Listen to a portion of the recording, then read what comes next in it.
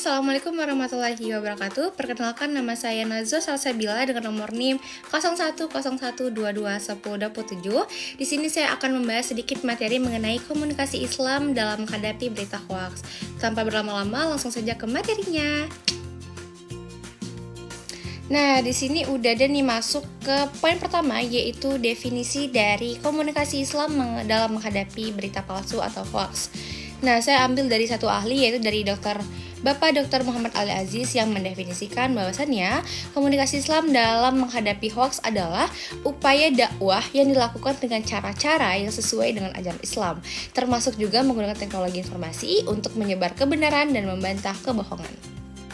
Berikut terdapat suatu hadis mengenai komunikasi Islam dalam menghadapi berita palsu atau hoaks. Bismillahirrahmanirrahim. Idza ja'akum khairum fatattabatu minhu qabla an tusaddiquhu aw tukadzibun. Yang artinya, jika datang kepada kalian suatu berita, maka tabayyunlah atau carilah kebenarannya sebelum kalian mempercayainya atau menyebarkannya. Hadis riwayat Muslim. Hadis ini mengajarkan kita untuk selalu mencari kebenaran dan tidak mudah percaya atau menyebarkan informasi yang belum terverifikasi. Jadi, inti dari hadis ini adalah kita tidak boleh langsung percaya atau menyebarkan informasi yang kita terima tanpa terlebih dahulu kita mencari tahu nih apa kebenarannya, agar kita tidak terjerumus pada berita palsu atau hoaks. Baiklah, selanjutnya cara menghindari berita palsu atau hoaks. Yang pertama, kembangkan rasa penasaran setiap saat. Jangan langsung menyebarkan suatu berita tanpa mengecek kebenarannya.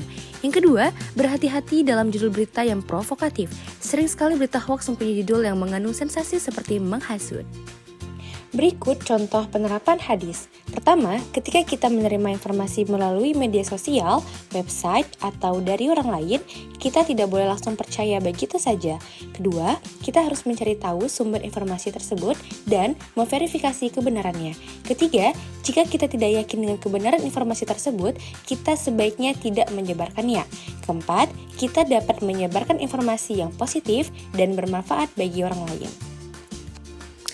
Nah, setelah kita membahas tentang definisi tadi, mungkin lebih afdol dan lebih tepatnya lagi kita menggunakan sedikit soal. Nah, di sini saya sudah menyiapkan 5 soal dan mari kita bahas sama-sama.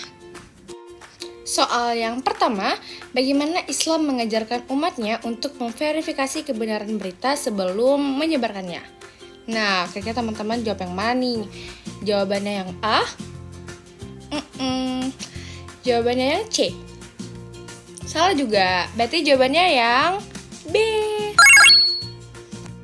Oke, lanjut soal nomor 2. Apa pandangan Islam terhadap penyebar informasi yang tidak terverifikasi atau disebut juga dengan berita palsu? Kira-kira teman-teman jawab yang mana ya?